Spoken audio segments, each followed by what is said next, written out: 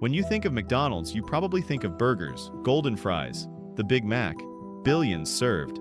But what if I told you, McDonald's isn't really a fast food company at all? In fact, McDonald's makes most of its money from something completely different.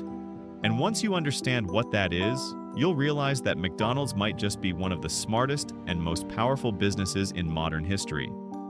Because this isn't just a story about burgers, it's a story about real estate, leverage, and a business model built for control. Every day, 70 million people eat at a McDonald's somewhere in the world. That's nearly 1% of the entire global population, every single day. From New York to Nairobi, from Tokyo to Toronto, those golden arches mean the same thing: fast, cheap, familiar food. But underneath that familiar logo lies a business model so unusual, it has quietly made McDonald's one of the biggest landowners on earth. Most people see a fast food restaurant, the smell of fries, the lines of customers, the staff behind the counter. But McDonald's sees something completely different. They see property. Over 90% of McDonald's locations aren't owned by the company at all. They're franchises, run by local business owners who pay for the right to use the McDonald's name. These franchisees buy the equipment, hire the staff, and take the daily risks. But they don't own the land.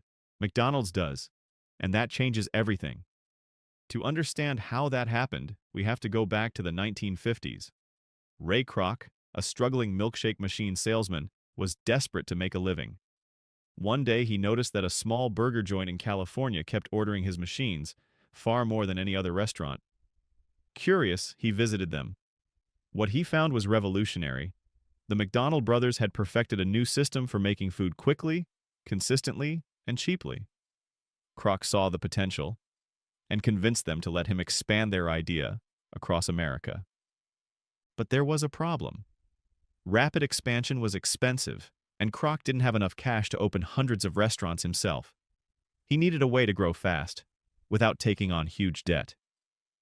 That's when he came up with the idea that would change everything. McDonald's would own the land where its restaurant stood, and franchisees would pay rent to operate there. At first, it sounded simple, almost boring.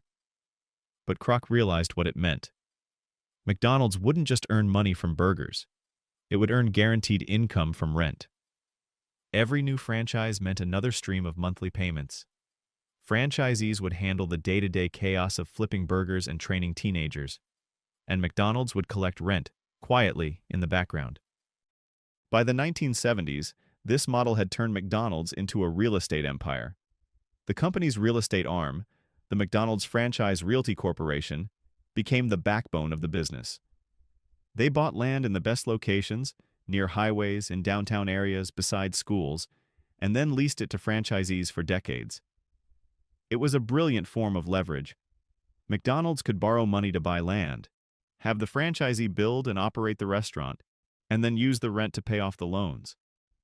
Every piece of land would eventually be owned outright by McDonald's, paid for by someone else's labor. Even today, most people don't realize this. They see burgers, not buildings. But when you dig into McDonald's financial reports, the truth jumps out. In 2024, the company made over $25 billion in revenue. Only a fraction came from company-run restaurants. More than 60% came from franchise locations, mostly through rent, and that rent is lucrative. McDonald's typically charges between 10 and 15% of a franchise's total sales. Not profit, but sales. That means even if a franchisee barely breaks even, McDonald's still gets paid. The genius of this model is that it separates McDonald's from the risks of the restaurant business.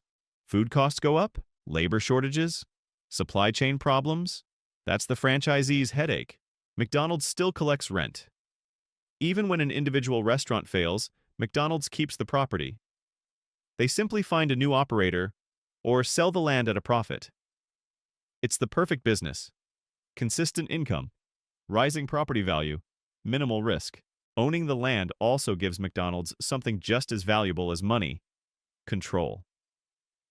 By being a landlord, McDonald's decides where new restaurants go, how they look, and how they operate.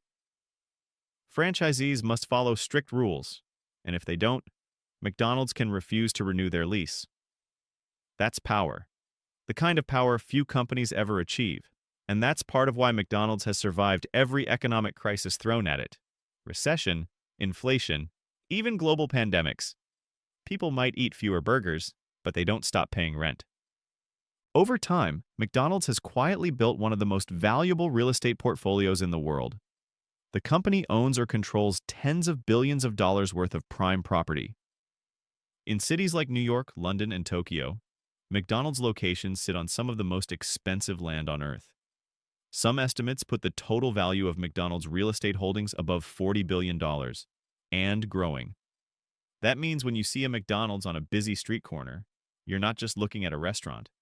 You're looking at a piece of a global real estate empire. But like any empire, there's a darker side. For many franchise owners, this model can be a financial burden. They pay high rents, royalties, and fees. Some barely make a profit, even after years of hard work.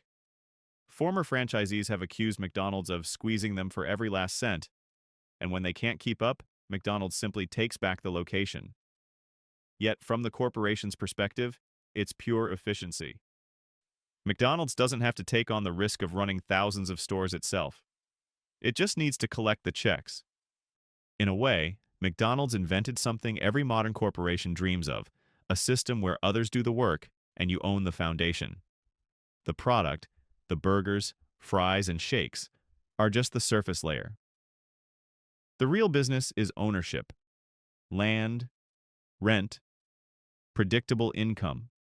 And that's what makes McDonald's more like a global landlord than a fast food chain. If that sounds familiar, it's because this strategy has quietly spread across industries. Starbucks, 7-Eleven, even some car dealerships now use similar franchise real estate models. But none have perfected it like McDonald's. The company turned simple food into financial architecture and built a money machine that's been running for nearly 70 years. So the next time you see those golden arches glowing on the horizon, think about what they really represent. It's not just a place for burgers or kids' meals. It's a carefully designed cash flow system, one built on property, leverage, and time. McDonald's didn't just build restaurants. They built wealth that compounds quietly, month after month, through the power of ownership. The real product isn't the Big Mac.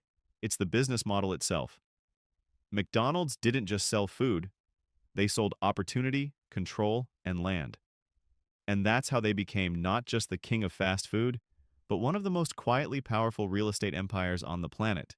If you enjoyed this story, make sure to subscribe, because in the next episode of Wealth Untold, we'll uncover how another global giant makes billions without you even realizing it.